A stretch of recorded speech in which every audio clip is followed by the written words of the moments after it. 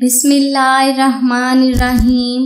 شروع اللہ کے نام سے جو بڑا مہربان اور نہایت رحم کرنے والا ہے۔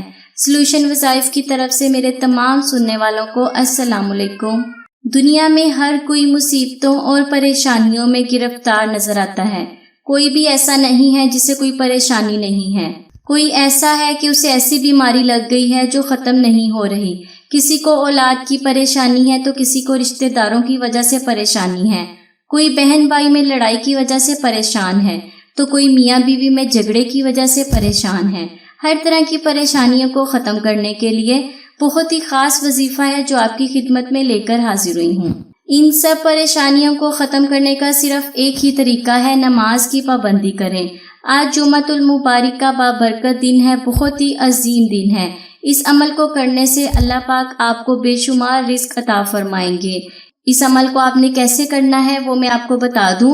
آپ نے باوضو ہو کر اس عمل کو کرنا ہے۔ وضو کی حالت میں آپ نے کاغذ پر 3 بار سورہ اخلاص لکھنی ہے اور 100 مرتبہ آپ نے درود پاک پڑھنا ہے اور کاغذ پر پھونک مار دینی ہے۔